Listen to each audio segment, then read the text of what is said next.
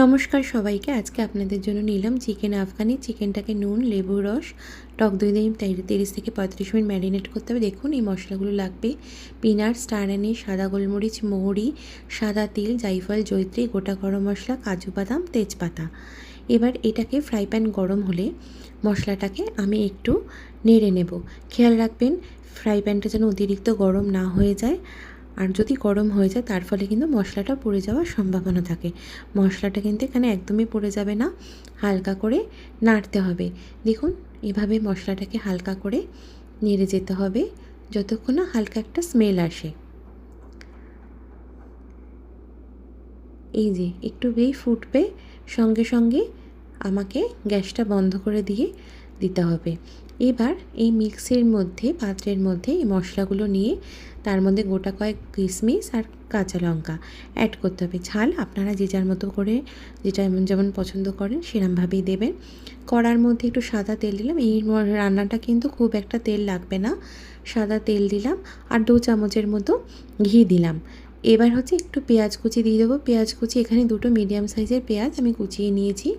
দেখুন পেঁয়াজটাকে আমি তেলের মধ্যে দিয়ে দিলাম। দিয়ে এবার পেঁয়াজটাকে নাড়বো। পেঁয়াজটাকে ততক্ষণ আমার নেড়ে যেতে হবে যতক্ষণ না পর্যন্ত পেঁয়াজের রঙটা চেঞ্জ হচ্ছে। এবার বাটিতে 1-1.5 কাপের মতো দুধ নিয়ে আমি একটু ডেসিকেটেড কোকোনাটের পাউডারটা ভালো করে গুলিয়ে দেবো। এইবার যে পেঁয়াজটা দেখুন রঙটা কিন্তু চেঞ্জ হয়ে গেছে। এবার ম্যারিনেট করা চিকেনটা আমরা এর মধ্যে দিয়ে দেব।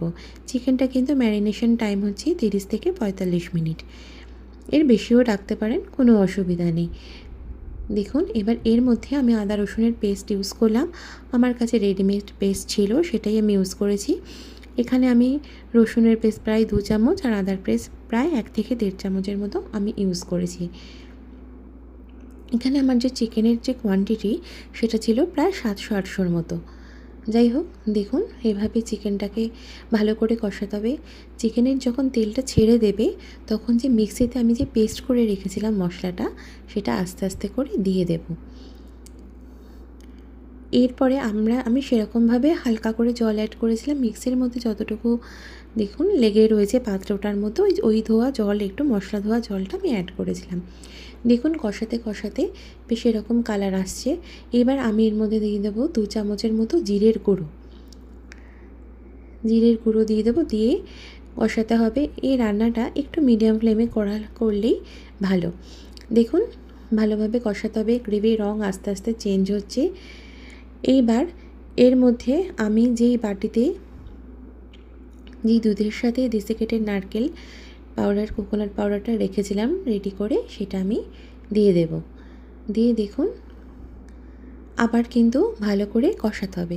ওই যে বললাম কষাতে কষাতে রান্নাটা কমপ্লিট করতে হবে আমাদের। হ্যাঁ, এর মধ্যে আপনারা আর একটা জিনিস চাইলে অ্যাড করতে পারেন, সেটা হচ্ছে খোয়া ক্ষীর, যেটা আমার কাছে ওই মুহূর্তে বাড়িতে মজুদ ছিল না, তাই আমি দিতে পারিনি। আপনারা অবশ্যই ইউজ করতে পারেন, খুব ভালো টেস্ট হবে। দেখুন এবার এর মধ্যে দিয়ে দিতে হবে কাসুরি মেথি বেশ খানিকটা দিয়ে দিলাম আমি। দিয়ে আবার এরকমভাবে কষাতে হবে। দেখছেন আস্তে আস্তে গ্রেভির রঙটা কি সুন্দর চেঞ্জ হচ্ছে, লাগছে না বেশ লোভনীয় ব্যাপার? এরপরে আমি এর মধ্যে অ্যাড করব অল্প গরম মশলা।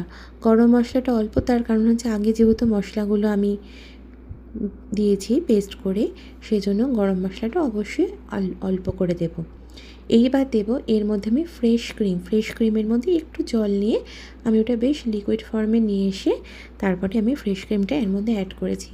ব্যাস, আমাদের কিন্তু মোটামুটি রান্না একদম শেষের মুখে, আর সেরকম কিছু নেই।